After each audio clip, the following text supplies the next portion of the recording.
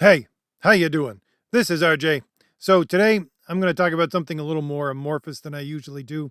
I'm going to talk about what I see as being the next step that we have to take in order to try and return some sanity to our entertainment, to our art, to our culture. And I quite honestly believe that the next step that needs to be taken is to get rid of political correctness, especially political correct language. That's where we need to start, and that's what affects really entertainment the most, because most of these stories that we consume are conveyed, at the very least in part, through language. So I think where I should start is the how and why I want to discuss this. But before we get there, I just have to say, if you're truly concerned about bringing our entertainment back to some normal level, now is the time to support indie creators like myself or others. And I just want to let you know there are 2 links in the description and the pinned comment for my 2 graphic novels focusing on superheroes, one a low fantasy, each of them being constructed in the old systems of merit, centering around ideas of heroism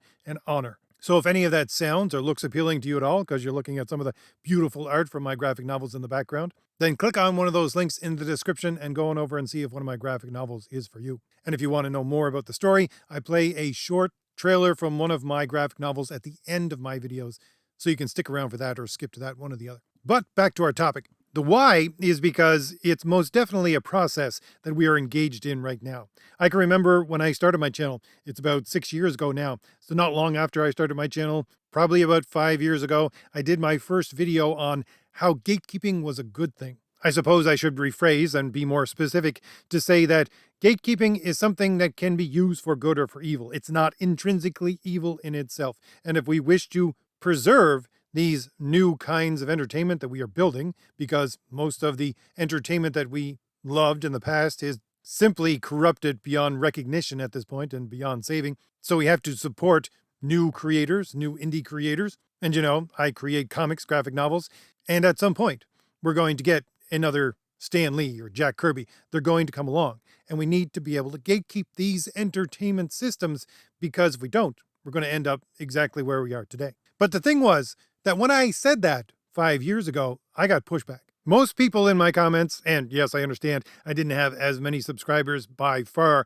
as I have right now, but most people in the comments said, no, gatekeeping is what the other side does. We don't do that. And again, I had to make video after video saying, no, gatekeeping is what we need to do in practical ways, like actually editing things. Editing is a part of gatekeeping, and I've done videos on this showing how Marvel Comics right now doesn't edit its own comics. Interviews with the editors themselves saying, well, we can't change what the storytellers want to put down on the page. We can only suggest to them a better way to do it. No, I'm sorry. If you're an editor, you change things. You tell them what's good and what isn't. Yes, that's a form of gatekeeping. Or even to the fact that if you want to use this industry in order to try and get yourself into a higher position, if you're not here to serve what you're doing, then get out. Those are positive ways of gatekeeping what we want to preserve within our entertainment.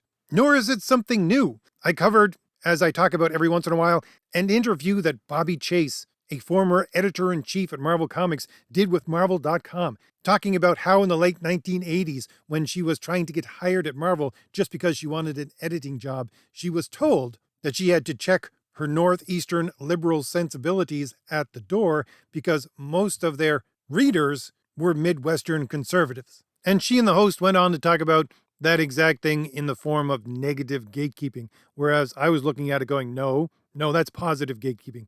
Why? Because they were concerned with their readers.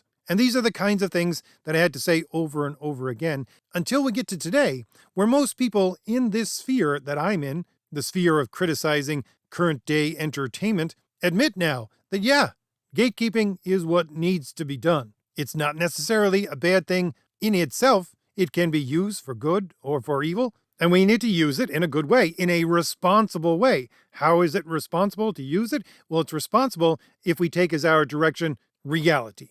Truth is what directs things. Is it good or bad? How do we know if it's good or bad? You apply it to reality. You apply it to truth. But what these people are doing with gatekeeping is they're applying it to a political standard. Or, in other words, they're applying it to the politically correct.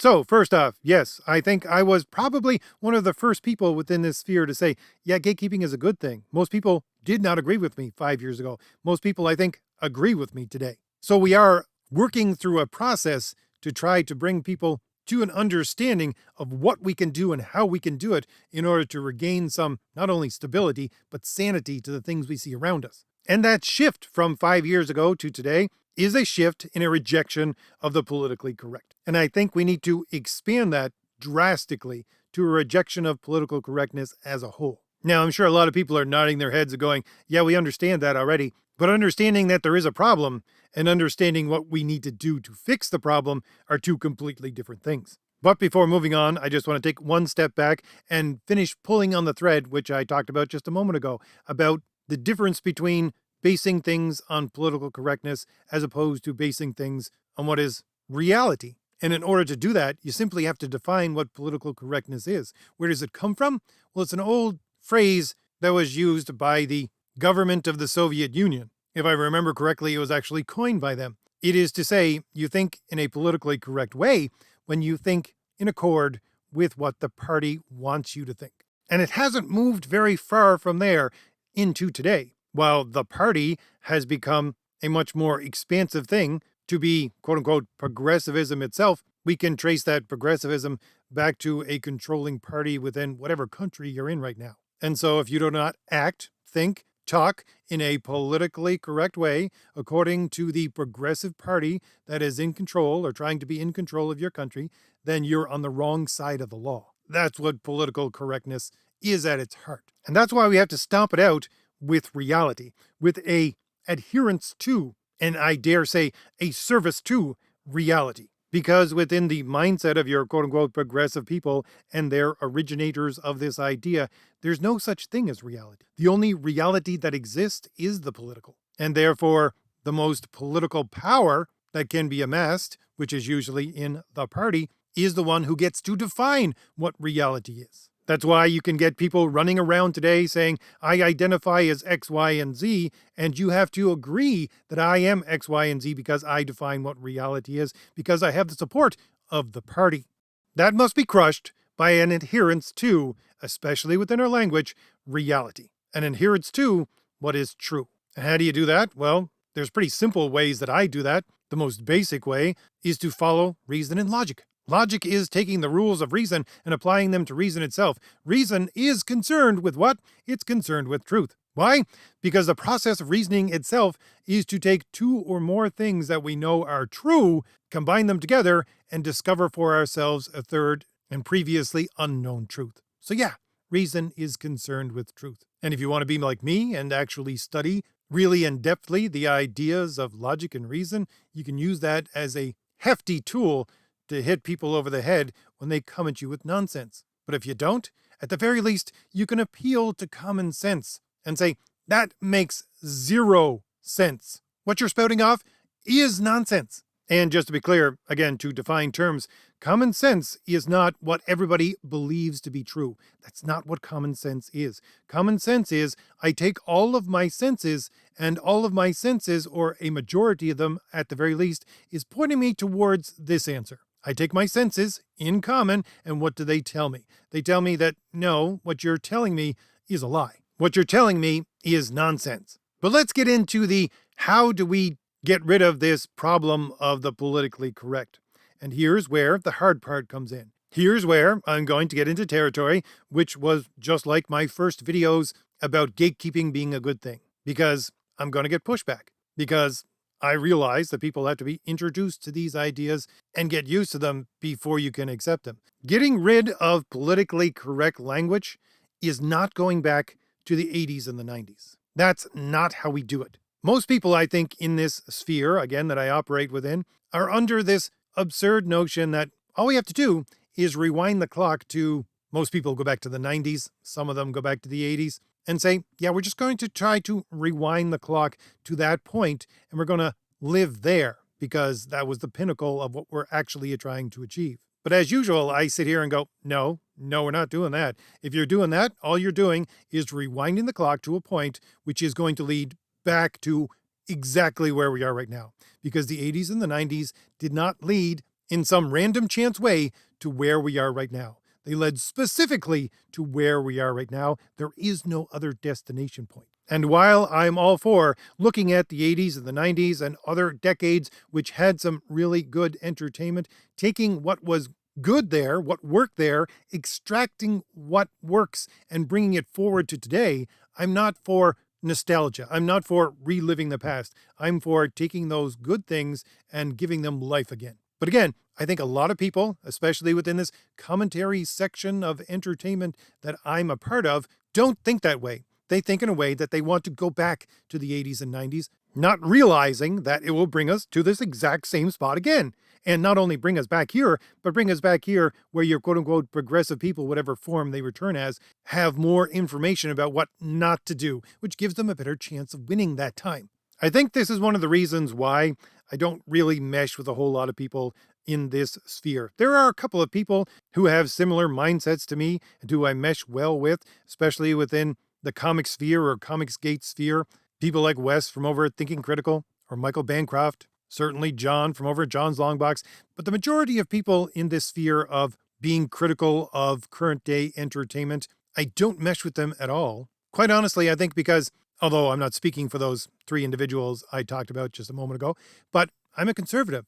They're not conservatives. They're people who just want to go back to the 90s and be progressive in the progressive 90s way. Because they have some, I think, absurd notion in their head, either because they don't remember any of the 90s or they don't remember it correctly, this absurd notion in their head that in the 80s and the 90s, since there was no real political correctness taking hold in our society, you could say whatever it is you wanted to say. And me, being someone who remembers all of the 80s and all of the 90s, I can tell you right now, yes and no. More no. Certainly, we did have even Marvel Comics, that right now progressive bastion of all of this nonsense. Back in the 80s, late 80s, early 90s, they ran this ad within Marvel Comics about things that were uncool, and on that list was political correctness. Sure, we ridiculed political correctness back then. And to some extent, you could say whatever it is you wanted to say, but that was a bit of a double-edged sword. It was a double-edged sword insofar as when you were actually speaking to people and saying whatever it is you wanted to say, you weren't doing it through a computer screen, which is to say that you had to be ready if you said something very offensive to possibly getting punched in the mouth. And no, it didn't cause some great furor. The police were not called. You didn't have to answer to anybody. There might have been a small scuffle, but if someone got punched in the mouth, it was all well. And if you tried to haul somebody before an authority to say, hey, he punched me in the mouth, usually they say, and what did you say to him to make him punch you in the mouth? Well, I guess you shouldn't have said that then. Both of you get out of here. And to expand a little bit more on that sort of thinking, I want to give a very short story from my own life. I think I've told this story before. The story is when I was in middle school, we had a teacher. I think he was the vice principal at the time too, so he had say over the way things worked. But one of his major general rules was snitches get stitches. So if you snitched on someone and that someone actually did something wrong, then yes, the person who did something wrong would get punished. But you as the snitch would get the exact same punishment as them. Doesn't matter if they did something wrong. You're a snitch. You did something wrong too. So you get the exact same punishment. Now, I can tell you right now exactly why this guy thought that way. He grew up in Holland during the Second World War. He used to tell us stories about having to dive into rows of potatoes because a battle started around them, people snitching on their neighbors, things like that. But here's my point in telling that story again. My point is, yeah, you could say whatever it is you wanted to say, but there were consequences to saying things. And yes, once again, we're going back to some of the things that come out of the progressives right now. They keep on talking about a consequent culture. Once again, just like gatekeeping, consequent culture is not evil in itself. It is evil in the hands of your quote-unquote progressive people. When you have rules of reality and truth on your side, then consequent culture is what we had back in the 80s.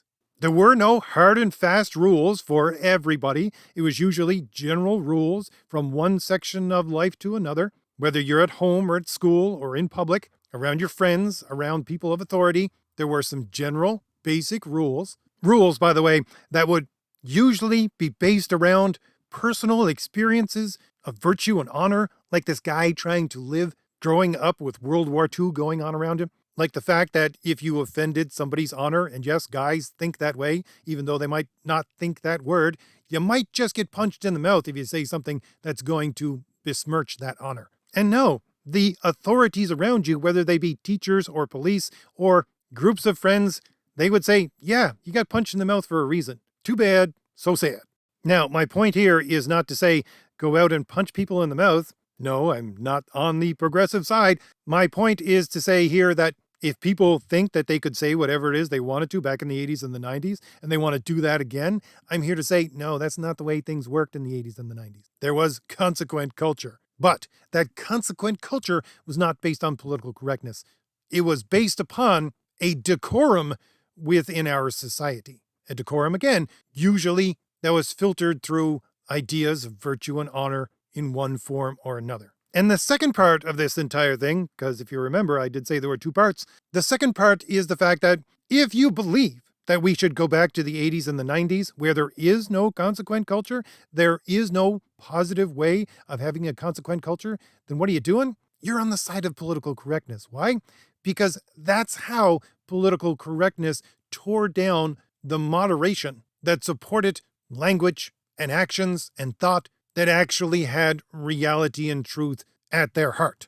And quite honestly, it came through that old, tired phrase of, hey, don't judge me, man. You can't judge me. Yeah, I can judge you. You said something stupid, I'm going to make fun of you. You said something wrong, I'm going to tell you you're wrong. And by the way, if you're in the comic sphere and you want some example of what I'm talking about, just look at, and I've said this before, look at the channel of Comics by Perch. Perch, I think, is a prime example of a guy who's stuck in the mindset of the 90s. And all he wants to do is to live in the 90s and go back to the 90s. Quite honestly, if you're someone who didn't experience the 90s and you want to know what it's like, just go and listen to a couple of videos by Perch and then imagine you lived in a world which was populated by nothing but Perch. Because that was the people around you in the 90s, certainly the late 90s. It was all, oh, you can't judge other people, which was the destruction, again, of truth and reality as we used it to govern our thoughts, our actions, our words, because it was the triumph of relativism. It's everybody's ideas are the same and good. No, they're not. Some ideas are better than others. Some people are stupid. Some people are selfish. Some people are evil. Your ideas are not the same as mine, especially if I base them on reality and truth. And just as an aside, I really think it's ridiculous that some of the presenters here on this side who have that mindset of I want to go back to the 90s and live there. I find it extremely funny because there is a part of society where you can still pretty much say whatever it is you want, where language is still not policed, where thoughts and actions are still pretty crass. Where's that place? That place is blue collar work. I grew up working on different kinds of farms, on working on the docks. Yeah, those guys have not changed. To this day, they have not changed. So if you actually want to go live in that world, there's a place for you to go and do it, even right today. Problem is, you got to go be a blue collar worker, and most of these people don't know what blue collar work actually is, which again tells me that no, they're not people who want to bring things back to a more sane, and by that I would, yes, say conservative way of thinking. No, they're just people who want to go back to 90s progressivism, which again is just going to lead right back to where we are right now, at best. And if I take all of those things together and I go back to a common denominator to all of them, what are these kinds of people doing? Well, they're trying to be selfish. They're trying to be exactly the same selfish as your quote unquote progressive people are. Because, well, to use a story to connect everything together here, and not to use it in a moralistic way, just to use it as a story of common theme that everyone would have access to in their brain. The 80s and the 90s were basically like the prodigal son. It was a time of the height of excess. And why? Well, because it was the height of taking all of the things that we had inherited from our culture, all of the work that had been done up until that point, and squandering it in an excessive and licentious way. And so the people who have the mindset of, yes, I want to get rid of political correctness, but in a way that goes back to a 90s culture, which is just another way of saying, I want to go back to 90s progressivism, is saying, I want to go back to the height of excess. I want to go back to the height of licentiousness because I missed it. I wasn't there, or I miss it because I was there and remember how fun it was. Quote unquote, fun it was. That's all these people are saying. That's all these people want. Again, that's just the same selfishness as your general, everyday, quote unquote, progressive person, just with a few turns in order for you to get there. Because we're at that point right now, the point where the prodigal son has taken all of his inheritance and squandered it on licentious living. That is in the past. And we are now at the point where we're beginning to starve as a culture, where we're doing what we can to survive, feeding the pigs, and looking at the food that the pigs are eating, going, yeah, I might eat some of that because I need to keep alive. We're at that point right now. And the people who want to go back, the people who think there was a consequent-free, non-politically correct time within the 90s, those people are just looking at that life of licentiousness that they lived in that time and saying, I pine for that. Instead of coming to the realization that, hey, maybe that wasn't such a good thing. Hey, maybe I need to move forward with respect to the reason I got that inheritance to begin with. And the hard thing about the entire process that I'm talking about that we should implement in order to make things better is the understanding that, hey, guess what? I can't live a life where I'm the center of the universe anymore. I can't think in a way where I'm the center of the universe anymore. I can't be that selfish anymore. That's what caused us to get into this problem to begin with. I need to recognize that truth is the center of the universe. And me and everyone else and everything else revolves around it in a perfect circle. And what does that mean? How does that get rid of politically correct culture? Well, it destroys a way of thinking wherein everything is relative. No, not everything is relative. There is a truth. We can know it as human beings. Our society has struggled for thousands of years to try to know it and built the pinnacle that we see around us of society and technology and everything else. But you have to be willing to accept that reality. Accept it so much so that not just when people who are against you and say nonsensical, ridiculous, selfish, evil things, you call them out, no matter what it's going to cost you. You say, this isn't true, this makes zero sense, you're a moron, but you have to be ready to do the exact same thing, even to people who say such things on your own side. So, if I've given you anything new to think about, hit like, hit the shield in the lower right-hand corner of your screen to subscribe, and leave me a comment. Tell me what you think about all this. And don't forget, there are 2 links in the description for my 3 graphic novels that center around the ideas of heroism, virtue, beauty, truth, honor, and that are constructed in a old world merit-based system. So if any of that looks or sounds appealing to you at all, click on one of those links in the description and go on over and order one of my graphic novels today. And don't forget, I'll be playing a very short trailer for one of those graphic novels in just a minute when I finish speaking to give you more of an idea about what the stories are like for my graphic novels. All right, I'll leave it there. I'll see you later. Bye. An age ago, the beating heart of our people was a king who knew only victory. He wanted nothing more than an honorable death on the battlefield. Yet, none could match him, and so he wandered the earth, becoming lost in time and tide.